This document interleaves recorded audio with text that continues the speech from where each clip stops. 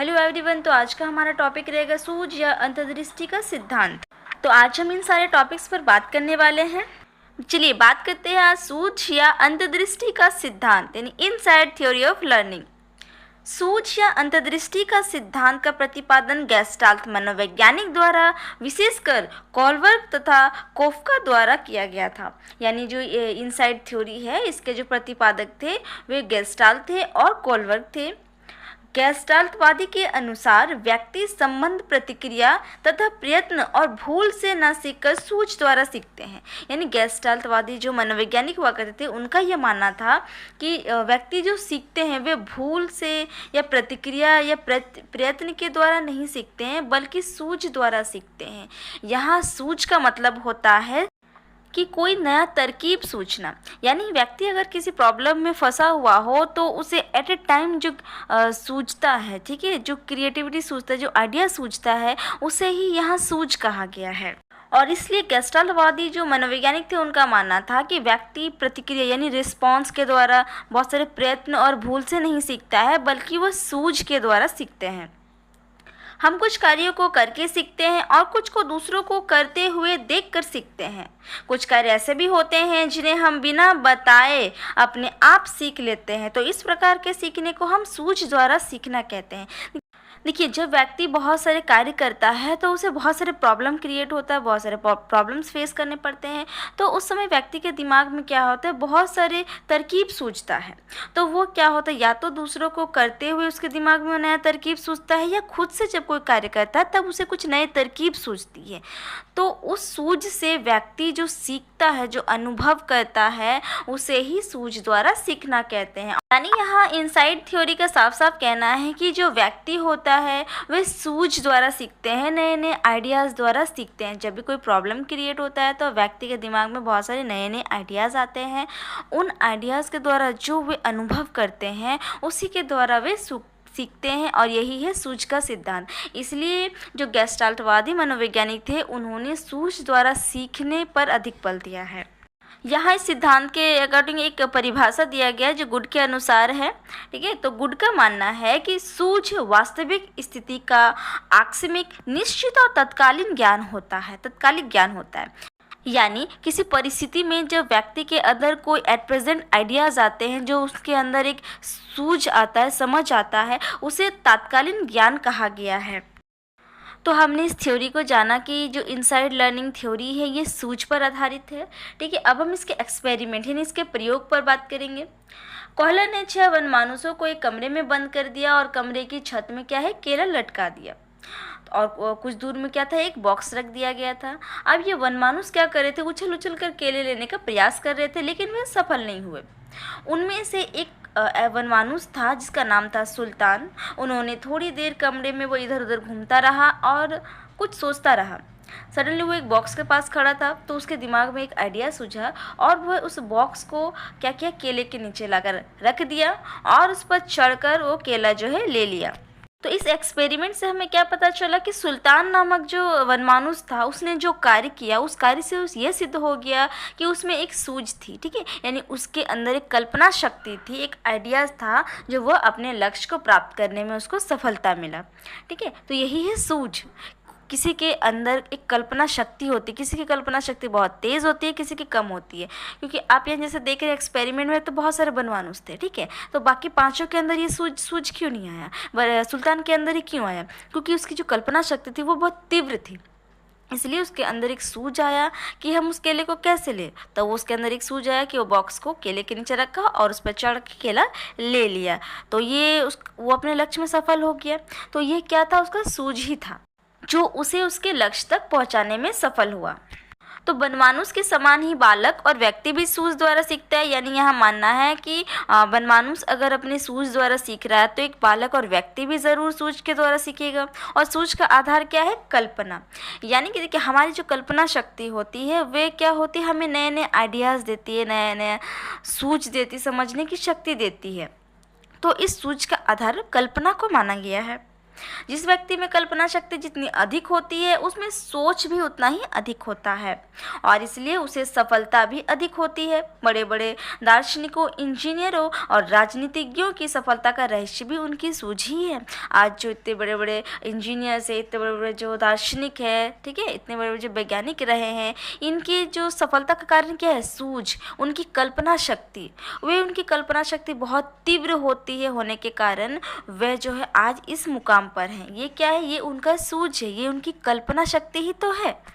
तो आप इस चित्र में देख रहे होंगे कि किस प्रकार कॉहलर ने अपने एक्सपेरिमेंट में चिंपांजी को एक कमरे में बंद कर दिया है और केला ऊपर में टांग दिया है और बॉक्स जो है उनके अगल बगल बिखरे पड़े हैं। यहाँ क्या करता है ये सुल्तान नामक चिंपांजी? अपने सूझ का इस्तेमाल करके उन बॉक्स को एक जगह इकट्ठा करता है और उस पर चढ़कर केला ले लेता है और अपने लक्ष्य को इस तरीके से प्राप्त कर लेता है।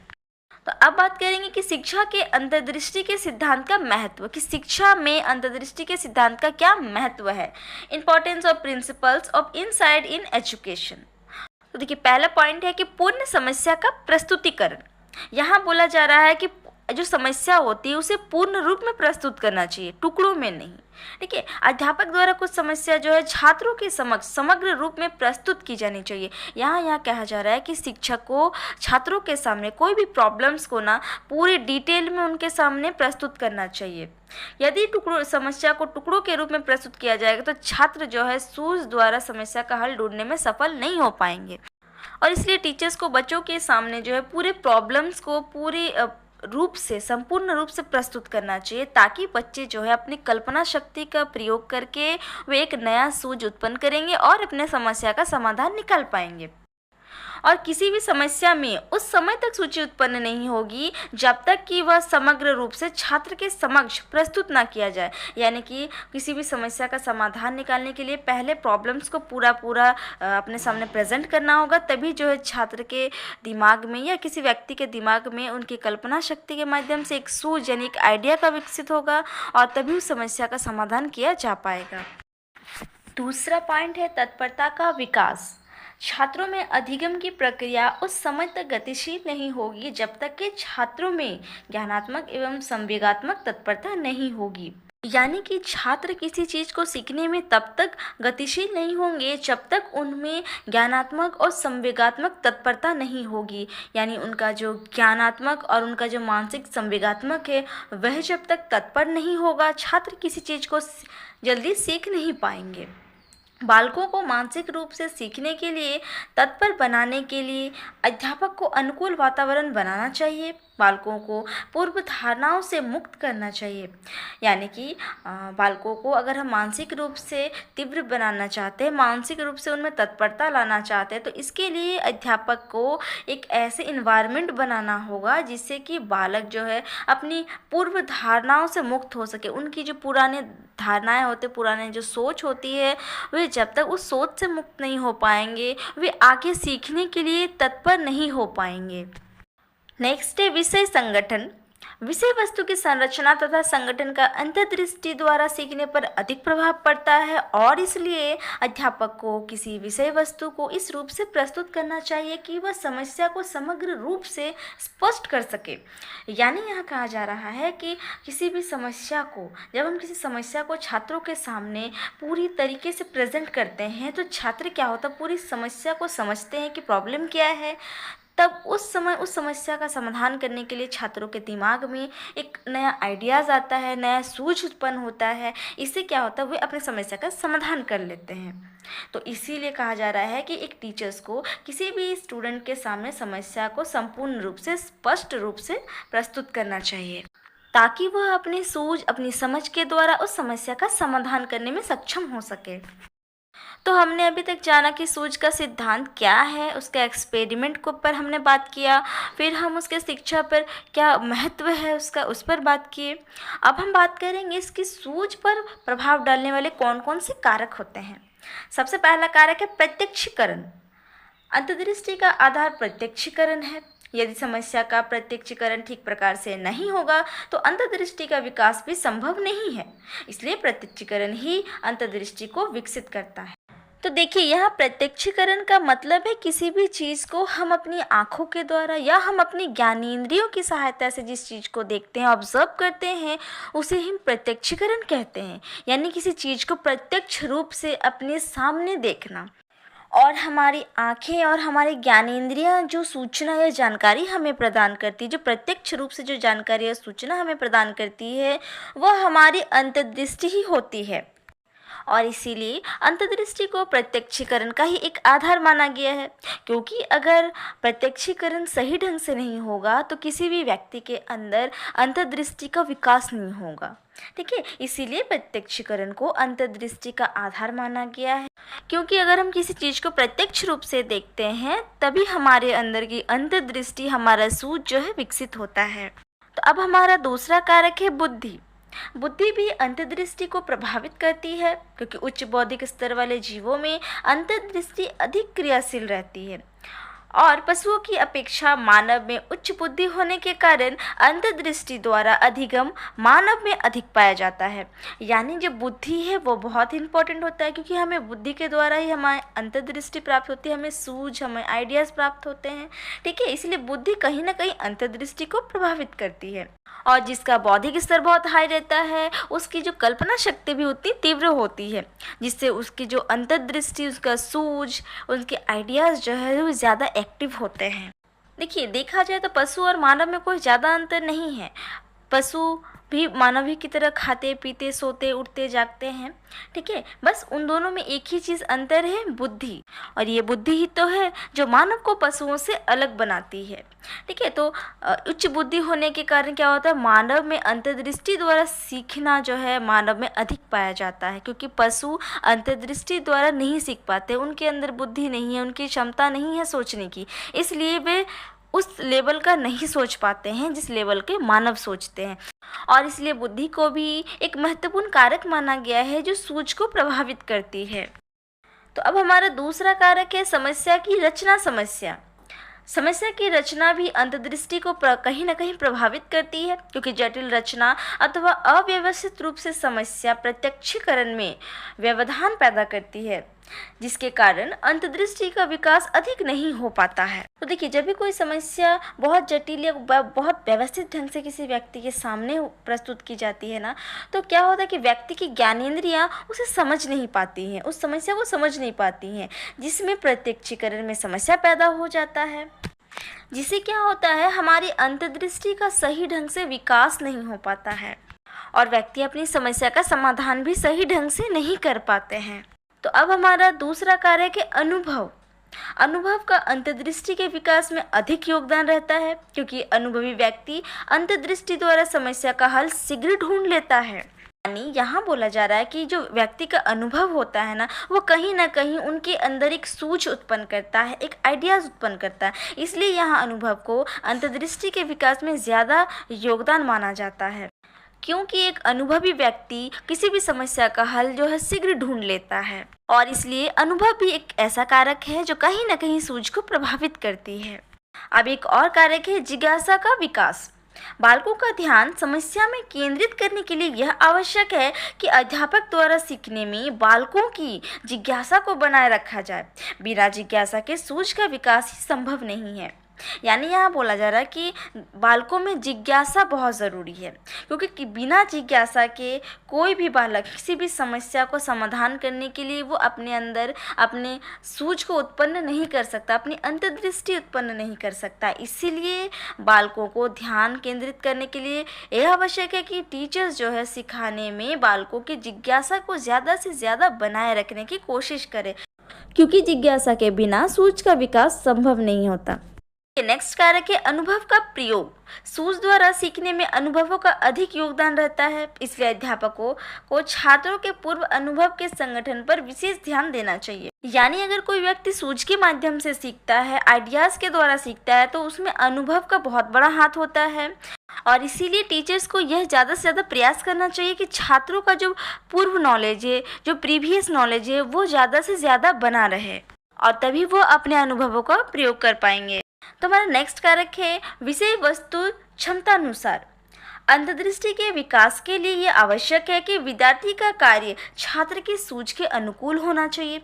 यदि छात्र की क्षमता में उच्च स्तर का विद्यालय कार्य नहीं होगा तो अंतर्दृष्टि का विकास भी संभव नहीं होगा। देखिए, हर छात्रों की सोचने और समझने की क्षमताएं अलग अलग होती है, ठीक है, और इसीलिए उन्हें जो कार्य दिया जाता है वो उनकी क्षमता के अनुरूप ही दिया जाए तो बेहतर होगा, तभी जाके उनके अंदर अंतर्दृष्टि का विकास होगा।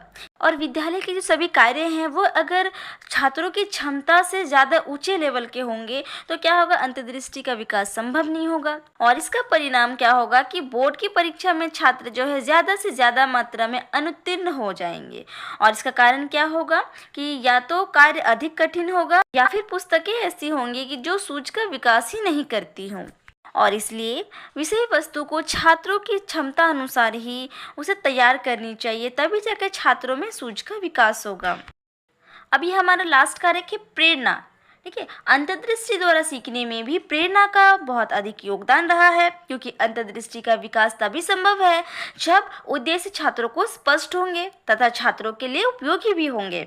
और इसलिए उद्देश्य का स्पष्टीकरण करने के लिए अध्यापक जो है बालकों को प्रेरित कर सकते। तो देखिए, यहाँ अंतर्दृष्टि द्वारा सीखने में मोटिवेट यानी प्रेरणा का बहुत बड़ा योगदान रहा है, क्योंकि अंतर्दृष्टि का विकास ही तभी होगा जब छात्रों के सामने उनका उद्देश्य, उनका लक्ष्य स्पष्ट रूप से रहेगा और साथ ही वो लक्ष्य जो उपयोगी भी होना चाहिए। तो इन सभी उद्देश्य को स्पष्ट करने के लिए टीचर्स क्या करती है, स्टूडेंट्स को प्रेरित करने, उन्हें मोटिवेट करती है अपने उद्देश्य को प्राप्त करने के लिए। और इसीलिए प्रेरणा भी बहुत बड़ी कारक है सूझ को कहीं ना कहीं प्रभावित करने के लिए। तो ये सारी वजह हैं जो कहीं ना कहीं सूझ को प्रभावित करती हैं। ठीक है, चूंकि सूझ द्वारा सीखे गए कौशल का छात्र एक परिस्थिति से दूसरे परिस्थिति में सही उपयोग कर पाते हैं, यानी सूझ के माध्यम से सीखे गए कौशल को, स्किल को छात्र क्या करते हैं, एक परिस्थिति से दूसरे परिस्थिति में सही उपयोग कर पाते हैं, उसका यूटिलाइजेशन कर पाते हैं। अतः शिक्षकों को ये होना चाहिए कि वे कक्षा में इस ढंग का वातावरण कायम करें कि छात्र सूझ द्वारा ही विभिन्न विषयों को, विशेषकर ऐसे विषय जिनका प्रयोग दिन प्रतिदिन की समस्याओं के समाधान में अधिक होता हो, जैसे गणित, सामाजिक अध्ययन, भूगोल, इतिहास आदि को सीखें। यानी यहाँ बोला जा रहा है कि टीचर्स को ऐसा इन्वायरमेंट क्रिएट करना चाहिए जिससे छात्र उस इन्वायरमेंट में रहकर उन विषयों को अधिक से अधिक सीखे जो उनकी रोज़मर्रा की ज़िंदगी में होने वाली समस्याओं का समाधान करता हो। जैसे गणित का, आए दिन हमारी ज़िंदगी में हिसाब किताब लगा रहता है, इसके लिए गणित विषय का ज्ञान होना बहुत ज़रूरी है। और व्यक्ति जो सोसाइटी में रहता है जिसके लिए उसे सामाजिक अध्ययन का होना बहुत ज़रूरी है। ठीक है, भूगोल का ज्ञान भी होना बहुत आवश्यक है, तभी जाकर वह अपने इन्वायरमेंट को समझ पाएंगे। साथ ही साथ इतिहास का ज्ञान भी बहुत ज़रूरी है, क्योंकि हर व्यक्ति को अपने देश का इतिहास पता होना बहुत ज़रूरी है। और इससे फ़ायदा यह होता है कि छात्र में समायोजन शक्ति बढ़ती है और उनके व्यक्तित्व के संपूर्ण विकास में काफ़ी मदद मिलती है। अब हम बात करेंगे अंतर्दृष्टि अथवा सूझ सिद्धांत के शैक्षिक निहितार्थ पर, यानी educational implication of the theory of insightful learning. सबसे पहला है, संपूर्ण अपने अंश अथवा अवयवों से महत्वपूर्ण होता है, अतः परिस्थिति का समग्र रूप से प्रत्यक्षीकरण किया जाना चाहिए। दूसरा है, बिना सोचे समझे इधर उधर प्रयत्न करते हुए उन्हें सुधार कर सफलता प्राप्त करना कठिन नहीं है। सीखने वाले को परिस्थितियों का समग्र रूप से अध्ययन कर अपनी मानसिक शक्तियों का पूर्ण उपयोग कर नए प्रतिमान और संबंध खोज निकालने का प्रयत्न करना चाहिए, ताकि समस्या का अंतर्दृष्टि द्वारा कोई बौद्धिक हल सूझ सके। यानी कि बिना सोचे समझे अगर हम इधर उधर प्रयत्न करेंगे तो हमारी समस्या में कोई सुधार नहीं हो पाएगा। इसीलिए किसी भी व्यक्ति को कोई परिस्थिति में सोच समझकर संपूर्ण रूप से चीज़ों को देखकर अपनी मानसिक शक्तियों का प्रयोग करके कुछ नया खोज निकालना चाहिए और तब जाके उसका प्रयास करना चाहिए। इससे क्या होगा, उसके समस्या का समाधान मिल जाएगा। तीसरा है, सूझ के सिद्धांत के अनुसार शिक्षकों में सूझ उत्पन्न करने के ख्याल से विषय या पाठ के सभी पहलुओं का खुला अवलोकन करना चाहिए, क्योंकि ऐसा नहीं होने से छात्र विषय के विभिन्न भागों के बीच के प्रत्यक्षात्मक संबंध को नहीं समझ पाएंगे और तब उनमें सूझ भी उत्पन्न नहीं होगा। अगर विषय या पाठ का कोई भी हिस्सा या अंश को छात्रों से छिपा लिया जाता है तो छात्र उनके प्रत्यक्षात्मक संबंध को विकसित नहीं कर पाएंगे और प्रत्यक्ष एवं भूल द्वारा सीखने का प्रयास करने लगेंगे। यानी कि अगर सूझ के सिद्धांत के माध्यम से कोई टीचर्स किसी स्टूडेंट के अंदर में सूझ यानी समझ उत्पन्न करना चाहते हैं तो सबसे पहले उन्हें उस विषय के पाठ, ठीक है, उस पाठ के सभी पहलुओं को समझना होगा, तभी जाके वे छात्रों को भी उस पाठ के सभी पहलुओं को समझा पाएंगे। इससे क्या होगा कि छात्र जो है उस विषय के विभिन्न विभिन्न भागों को के बीच उनके आपस में प्रत्यक्ष रूप से उन्हें संबंध स्थापित कर पाएंगे। इससे क्या होगा, उनके अंदर एक सूझ, एक समझ विकसित होगी। और अगर टीचर्स द्वारा उस विषय या उस पाठ के किसी खास हिस्से को या अंश को अगर छात्रों से छिपा लेती है तो इससे क्या होगा कि छात्र उस समस्या को, उस चीज़ को प्रत्यक्ष रूप से समझ नहीं पाएंगे। इससे क्या होगा, छात्र सूझ यानी समझ द्वारा नहीं बल्कि वे भूल द्वारा सीखने का प्रयत्न करने लगेंगे। तो इस तरह से आज हमने इस सिद्धांत के बारे में जाना कि सूझ का सिद्धांत क्या है, ठीक है, और इसका शिक्षा में क्या उपयोगी है, सूझ को प्रभावित करने वाले कौन कौन से कारक होते हैं और शिक्षा में इसके क्या शैक्षिक निहितार्थ है।